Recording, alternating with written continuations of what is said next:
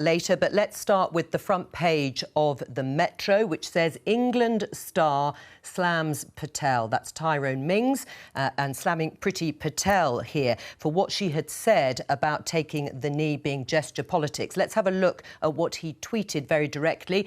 You don't get to stoke the fire at the beginning of the tournament by labelling our anti-racism message as gesture politics and then pretend to be disgusted when the very thing we're campaigning against happens. You can see that's a direct response to Priti Patel talking about England players. My question to open the programme to all of you is, have government ministers stoked the fire of racism, to use Tyrone Mings' words, against England's footballers? Ed Vasey. No, I don't. I mean, I obviously supported taking the knee enthusiastically. I think it's fantastic that our football players were politically engaged, and I think taking the knee was a completely inoffensive way of raising the very real problem we have of racism in football. So I would much rather the government had supported taking the knee, just as they've supported Kick It Out, the Kick It Out campaign, which is designed to drive out racism in football. And I think that the footballers have shown great courage in taking the knee and taking a stand on this issue. And I think what we've seen after the European Cup final is there is a very real problem here and it needs to be tackled. Right, but what about Priti Patel's words saying that taking the knee can be seen as a political gesture? Her words, has she stoked the fires of racism? Well, I think the government slightly tied itself up in knots here, and it's partly to do with slightly ambivalent attitude to the Black Lives Matter movement. Now, I think BLM is very important. I think that tackling institutional racism and racism in our society is very important. There have been concerns that some people involved in that agenda might have other issues. We saw it in the US as well, with potentially attacks on the police. And this is the problem. And this is why I think the government tied itself up in knots on this issue. I think they would have been much better off simply saying it's completely appropriate for footballers to take the knee, to show support for their colleagues and to show that they are opposed to racism in football, as we all are, as indeed is the government. All right, Diane? Priti Patel, at the beginning of the contest, refused to condemn people who were booing English sportsmen. I've never known, over 30 years in Parliament, I've never known a British minister refuse to condemn people booing British sportsmen. And I don't think there's any question that by refusing to do it, she helped create the conditions. And we've seen some of the awful racism online, on Twitter, the awful graffiti on the mural of Marcus Rashford. How did she help Priti Patel, though, create the atmosphere, as you say, or lay the foundations for that sort of racism and the tweets that we've seen after the final? Because, as I say, it has always been unheard of for a British minister to condone people booing British sportsmen. And that was part of giving legitimacy to that. She had the opportunity to condemn it and she wouldn't. Tim?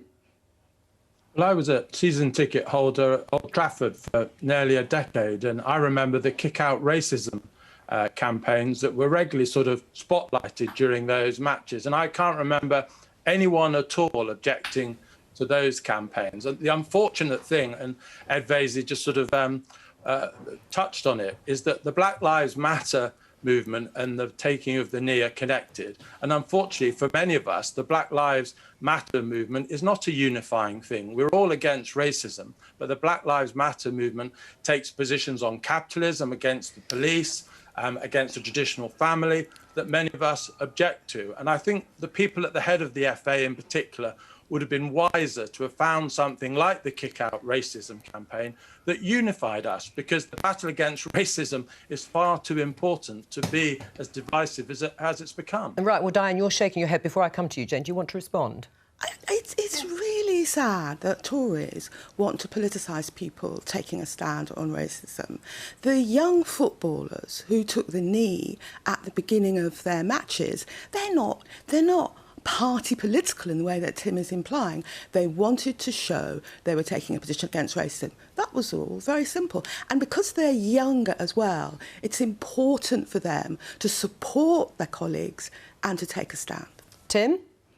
Well, that's why, my remarks, Diane, were directed very much towards the football authorities. I think they could have seen this coming because the Black Lives Matter movement is divisive. That's a fact. And we could have found another gesture, a way of applauding for a minute for a kick-out racism message. There were plenty of ways that this could have been done without causing division. I don't blame the young players at all. I blame the football authorities for not seeing this coming because it was obvious very early on. And I'm afraid I blame people like you, Diane, a bit too as well. You're too eager to see racism from Tories when there isn't racism. There is just a very legitimate concern about the Black Lives Matter movement, which has extreme views. Are you saying that racist graffiti on the Marcus Rashford, the Marcus Rashford picture in Manchester, that wasn't racist? What are you saying? Of course it's racist. Is it not racist? Are you saying it's not racist the way people were on Twitter and online talking about niggers and how niggers lost it? Well, hang on, let's not use that word. Well, on exactly. broadcast. But don't tell me that's not racist. And I haven't begun to say that. I hate racism. As far as I'm concerned, every person born is born in the image of God. We have all absolute equal worth and significance. What you are doing, though, isn't you're trying to collide the whole issue of that awful graffiti on Marcus Rashford's mural and the terrible things that are said on social media with things that Priti Patel has said about a very extreme political movement. And that's very bad, Diane, because you are a source of disunity rather than unity on a question where we should be united against the very real racism that English players face. Before we move on, I'd just like to apologise to viewers for the use of that word, Diane, so we won't repeat it. I know you were just describing some of the racist tweets that were published after the match on Sunday night. Jane, is it possible to be, as Priti Patel says, against racism, an anti-racist, but still see taking the knee as a political gesture and a separate issue, or not?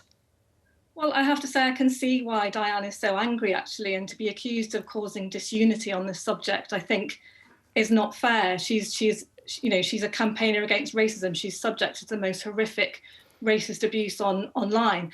And I think, actually, what Boris Johnson and Priti Patel did is they set the context, as Diane said, for the whole tournament. Our political leaders, just as our sporting leaders, always set a context. And Gareth Southgate did that by saying that politics is part of football and footballers have to take a position on these things. Boris Johnson, by failing to condemn that booing, did give a licence to this kind of behaviour. There isn't a sort of one follows the other, but there was a condition there that was created, and I think they are right to now back down from that and to sound a bit more contrite about it. Well, I will come back to you in a moment. Diane, Tim, you're shaking your head. Look, Priti Patel in particular is someone who's experienced terrible racism in her life. Boris Johnson has put together definitely the most diverse cabinet in British history.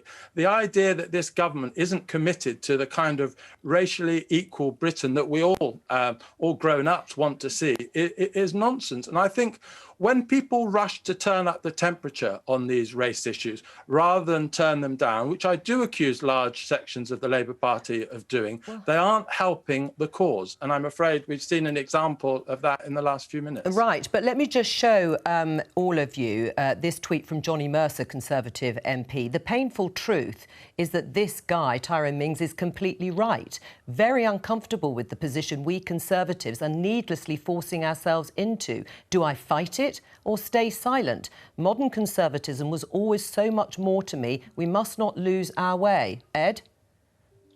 Well, look, I think that I wouldn't accuse Priti Patel of creating the climate or causing what happened. I think there would have been racist incidents come what way, because we have a problem of racism in football and we have a problem of racism in our society. But I think it was bad politics not to support taking the knee. I think it's a very complicated and silly argument to sort of try and unpack the Black Lives Matters movement. It was of its time. It was taken from the US where it took off.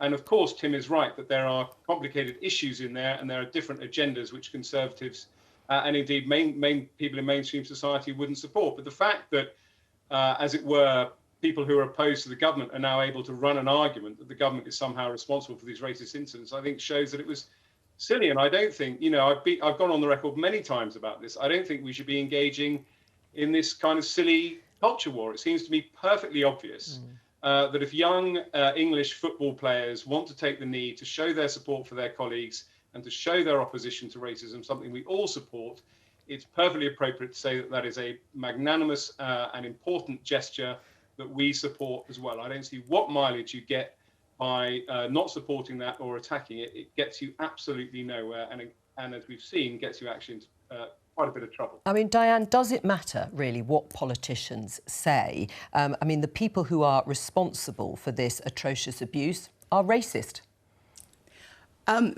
I agree with you. Sometimes it doesn't really matter what we say. We're only listening to ourselves.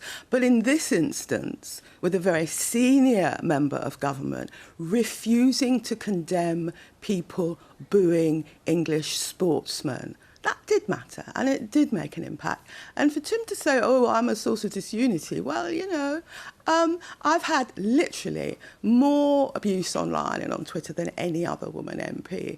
And the idea that I am the cause of that and I am a source of disunity, that's where people are going so wrong on this.